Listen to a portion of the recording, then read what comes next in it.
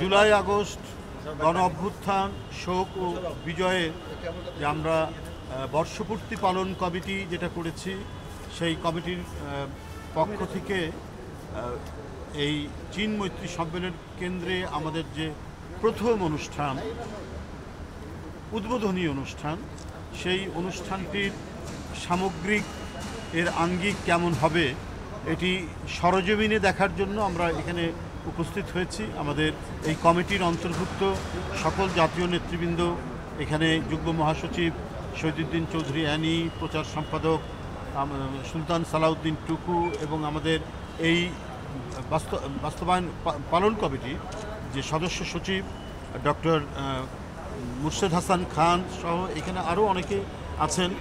আমাদের এই কমিটির মধ্যে আছেন মাহাদি আমিন, তারপরে আমাদের মামুন, এহসান, মিথিল, আমাদের যে সমন্বয় মানে রাজনীতিবিদ এবং বুদ্ধিজীবী, বিশ্ববিদ্যালয়ের শিক্ষক, প্রকৌশলী, আইনজীবী, এই যে আমাদের ফারজানা পুতুল এখানে আছে, সবাই মিলে আমাদের এই কমিটি। আমরা এখানে একটা গুরুত্বপূর্ণ ভিজিট আমরা এখানে করলাম। আমরা আমাদের অ্যাকোমোডেশন এবং শহীদ পরিবার যারা আসবে তাদেরকে আমরা কিভাবে এইখানে তাদের বসতে দেওয়া এবং তারা কিভাবে এখানে অবস্থান করবেন এই সহ সামগ্রিকভাবে অনুষ্ঠানটি যাতে অত্যন্ত মানে মর্যাদা এবং ভাব গাম্ভীর্যের মধ্যে আমরা করতে পারি। কারণ যাদের সন্তানরা পৃথিবী থেকে চলে গেছেন গণতন্ত্র ফেরানোর জন্য, তাদেরকে বিশেষ মর্যাদা দিতে হবে এই জুলাই আগস্টে। এই প্রত্যয় নিয়েই আমাদের দলের সম্মানিত ভারপ্রাপ্ত চেয়ারম্যান, যিনি আমি বলবো যে জুলাই আগস্ট যে আন্দোলন, এই আন্দোলনের মূল আর্কিটেক্ট, গোটা জাতিকে যিনি উদ্বুদ্ধ করেছেন, গণতন্ত্র ফেরানোর জন্য প্রেরণায় উদ্বুদ্ধ করেছেন, তার নির্দেশে আমরা এই কমিটি আমরা কাজ করছি। এটি যাতে অত্যন্ত সুন্দরভাবে মহিমান্বিত রূপে আমি এটা সম্পাদন করতে পারি, সেই জন্যই আজকে এখানে আসা।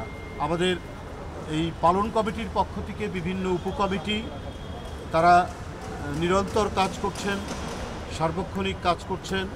আমাদের 36 দিন ব্যাপী, অর্থাৎ 1 জুলাই থেকে একেবারেই 6 আগস্ট পর্যন্ত যাব, মানে 5ই আগস্টকে সামনে রেখে আমাদের প্রোগ্রামটা হবে 6 আগস্ট। এই যে আমরা যে কর্মসূচিটি ইতিমধ্যে আপনাদের কাছে আমরা প্রেরণ করেছি, আমরা পাঠিয়েছি, আপনারা নিশ্চয়ই পেয়ে গেছেন সেই কর্মসূচিটি।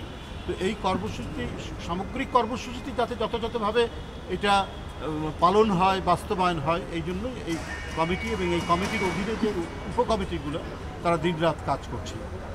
এটা প্রথম বর্ষপূর্তি। আমাদের এই জাতির অনেক অর্জনের মধ্যে এটি একটি অর্জন। আর এই অর্জনের জন্য যারা আত্মহুতি দিয়েছেন, জীবন দান করেছেন, ছোট বাচ্চা থেকে শুরু করে, শিশু থেকে শুরু করে, তরুণ, যুবক, শ্রমিক, রিক্সাওয়ালা, কেউ বাদ যায়নি। তো সুতরাং এই আত্মদানের, এই জীবন উৎসর্গ করি শহীদদেরকে আমাদের স্মরণ রাখতে হবে প্রতিক্ষণে, প্রতি সময়ে।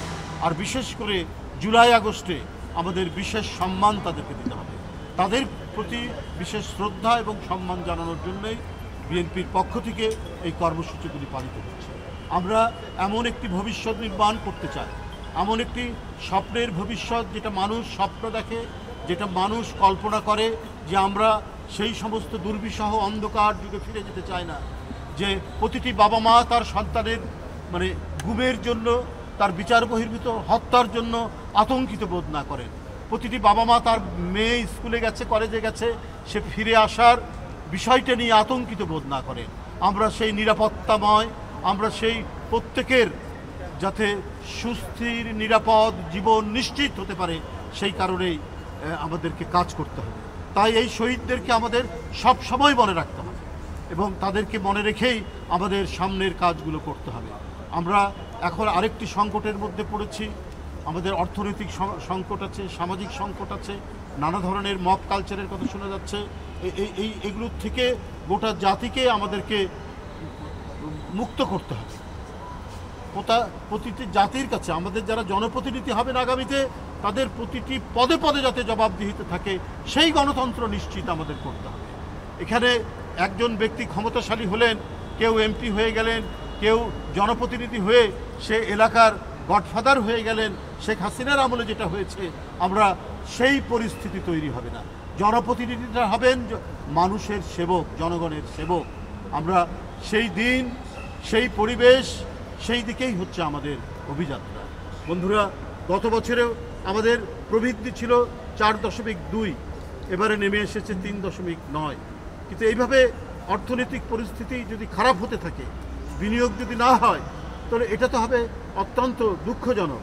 সুতরাং অন্তর্বর্তীকালীন সরকার যিনি আছেন তাকে অর্থনৈতিক বিষয়টা দেখতে হবে। আমরা বলেছি আমরা সরকারের যে ত্রুটি বিচ্যুতি আছে সেটা সমালোচনা করব, কিন্তু যে কয়দিন তারা আছেন তারা যাতে এদেশের মানুষের কল্যাণে, এদেশের মানুষের সামগ্রিক উন্নতি এবং তাদের উন্নত ভবিষ্যৎ নিশ্চিত করার জন্য তারা কাজ করে যাবেন। এই জন্য প্রয়োজনীয় সংস্কার শেষে নির্বাচন দিতে হবে এবং সেই নির্বাচনটি অবশ্যই যৌক্তিক সময়ের মধ্যেই সেটা দিতে হবে, যে কথাগুলি আমরা এর আগে বলেছি।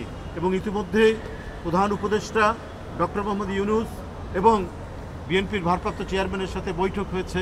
এই বৈঠকের পরবর্তীতে গোটা দেশের মধ্যে মানুষের আবারও আশাবাদ জেগে উঠেছে যে না, আমরা একটি ভালো ভবিষ্যৎ নির্মাণ করার জন্য যাচ্ছি। যাই হোক বন্ধুরা, আমি আর কথা বাড়াতে চাই না। আমরা আশা করব আমরা যাতে বিএনপির পক্ষ থেকে যে পালন কমিটি যেটা করা হয়েছে এবং আমাদের যেটা লক্ষ্য, সেই লক্ষ্য পূরণের জন্য আমাদের এই কমিটিগুলো যে কর্মসূচি নিয়েছে সেই কর্মসূচি যাতে যথাযথভাবে বাস্তবায়ন করা যায় সেটি আমরা সার্বিক প্রচেষ্টা নিচ্ছি। এবং আমরা বিনম্র শ্রদ্ধায় আবারও জুলাই আগস্টের শহীদদেরকে প্রতি শ্রদ্ধা জানাচ্ছি, তাদের আত্মার মাগফিরাত কামনা করছি। এবং 16 বছর যারা গণতন্ত্রে ফেরানোর জন্য লড়াই করতে গিয়ে হারিয়ে গেছেন, আমাদের কাছ থেকে নিরুদ্দেশ হয়ে গেছেন, ক্রস ফায়ারের শিকার হয়ে যাদের লাশ আমরা খালে বিলে বিভিন্ন জায়গায় আমরা পেয়েছি অথবা পাইনি, তাদের সবার প্রতি আমাদের শ্রদ্ধা জানিয়ে আমার বক্তব্য শেষ করব। ধন্যবাদ।